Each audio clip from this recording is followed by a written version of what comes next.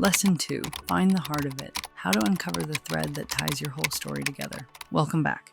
In Lesson 1, you figured out what story you want to tell and why it matters to you. Now we're going to find the heart of it, the thread that pulls your reader through from the first word to the last. I'll go a little faster in this lesson, as I know you're searching for the meat in all this, and I've promised to remove as much fluff as possible. If you're ready, we'll dive in now. Part 1. The heart isn't the plot. Most people think writing is about what happens. But a good story isn't just about what happened, it's about what it meant. The heart of your story is the emotional truth that gives it power. It's the reason someone else will care about your messy, specific, weird little life. It's the human part that translates. So ask yourself, what is this really about? If I had to sum this up in one sentence, what would it be? Here's a secret. It's usually not what you think. Part 2. Theme does not equal message. A theme is something you explore, not something you lecture about. It's the deeper thing underneath the events. Examples: loss, reinvention, forgiveness, belonging, escaping the cage you didn't know you were in. You're not telling the reader what to think. You're showing them what you lived and letting them find their own meaning. Part 3. Your core sentence. This next exercise might feel impossible, but do it anyway. Write your entire book in one sentence. Not a sales pitch, not back cover copy, just the core. Examples: a woman leaves the life she was told to live and learns how to exist on her own terms. A daughter pieces together her family's story to understand why she's never felt at home. A survivor confronts the silence that kept her stuck. It doesn't have to be poetic, just true. That's your thread. Hold on to it.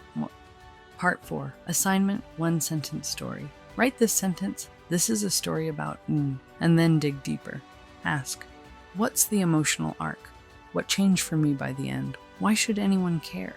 You don't have to have it perfect, but the clearer you are, the easier everything else gets. Your outline, your chapters, even your cover, it all builds from this. That's it for Lesson 2. In Lesson 3, we'll shape all this into a structure that actually works, even if you're not an outliner. And don't worry if your sentence still feels messy. We're not aiming for tidy, we're aiming for true. Ready to keep going?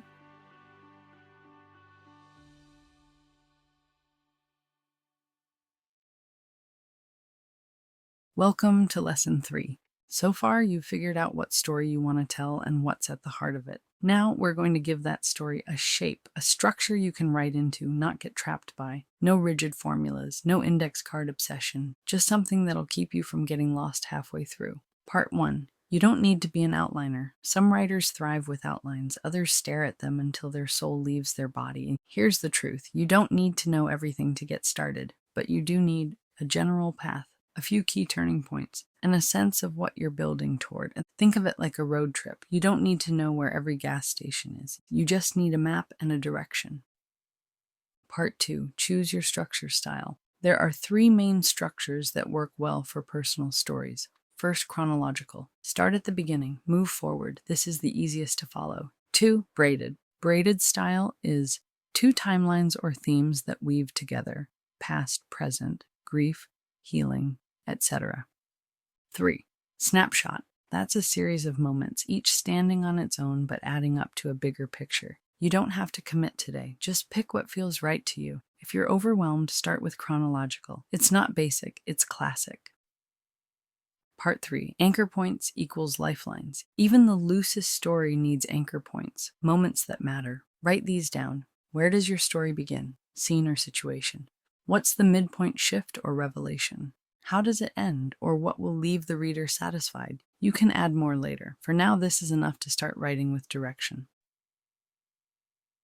Part 4. Your assignment.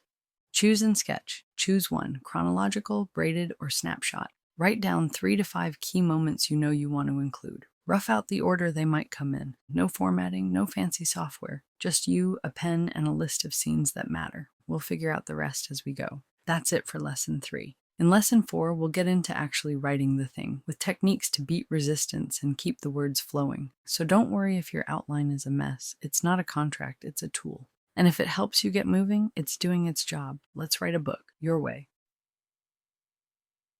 Lesson 4. Write like a human.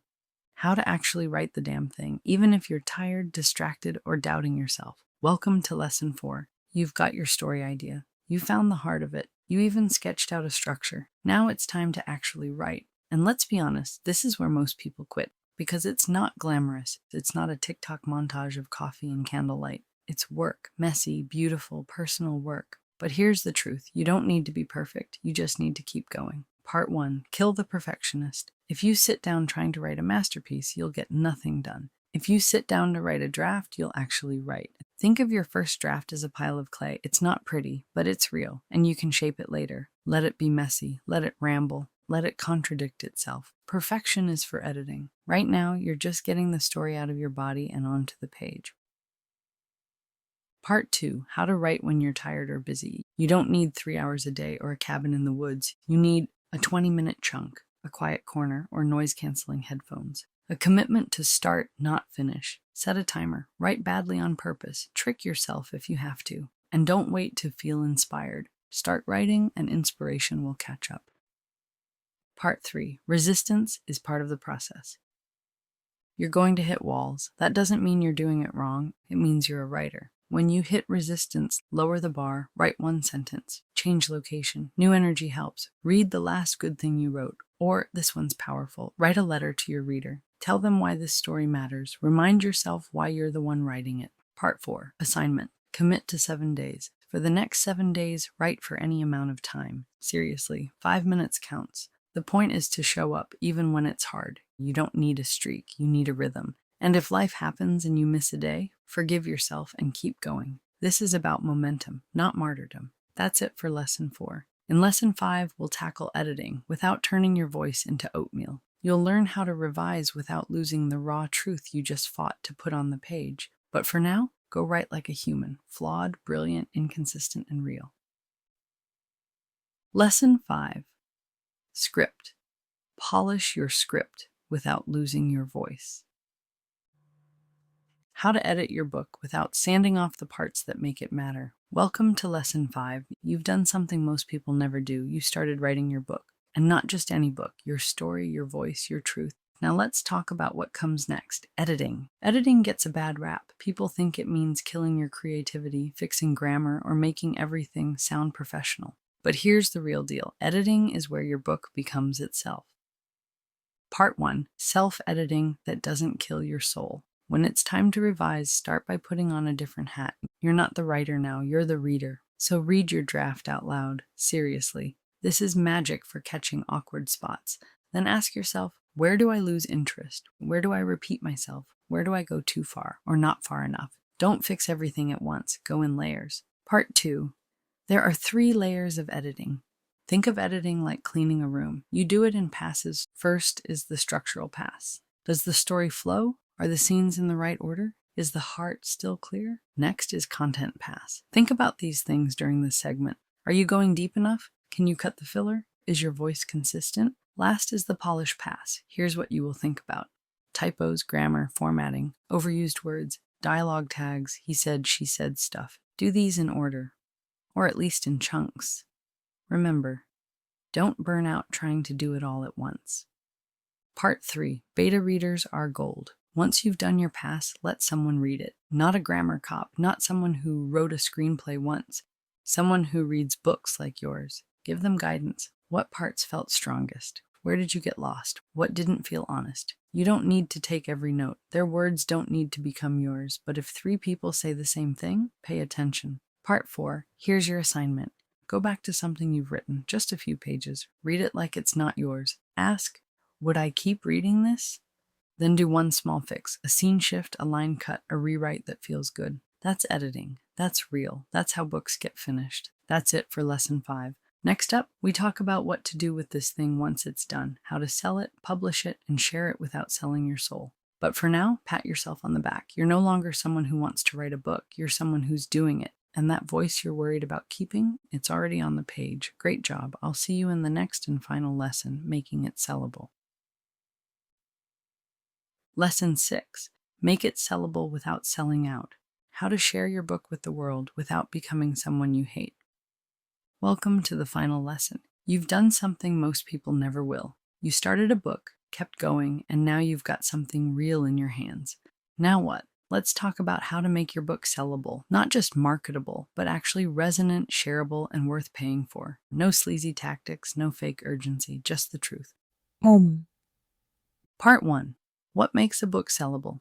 3 things. It connects emotionally. People buy books because they want to feel something. It's easy to describe. If you can't explain what it's about in one sentence, nobody else can either. It looks like something worth reading. Yes, the cover matters. Yes, the title matters. No, this isn't selling out. It's clarity. Ask yourself, what does this book give people? What kind of person needs this? How will they feel after reading it? That's your pitch. That's your sellable edge. Part 2. Traditional versus indie publishing. First, there's the traditional route, query agents or small presses. It takes time and can give you validation if that's your jam. However, when writing a memoir, one may experience a loss of control. Title, cover, edits. Next is the indie route. You're the boss. You can upload your own book to Amazon, Ingram Spark, or Kobo.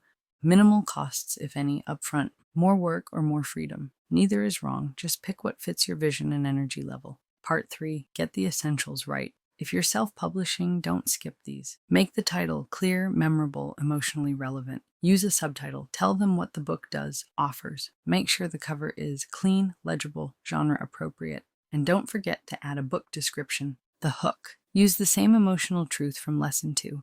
Tip. Borrow structure from books you love, not their content, just their vibe. Part 4. Assignment. Write the back cover. Write a 1-paragraph description of your book as if it's already published. Not for an agent, not for a marketing funnel, for readers. You're answering the question, why should I care about this? That answer is the key to your cover, your pitch, and maybe your confidence too. Final words. You made it, and you didn't need a 14-step funnel, a ghostwriter, or a single line of AI. You showed up for your story, and by doing that, you made something that can change someone's day, their heart, maybe even their life. So go. Finish it, publish it, share it. Thanks for being here. Please leave a review wherever possible so I can know if my way of teaching helped you achieve your goals. It'll also help others know if this method is right for them. Thanks for listening. Happy writing.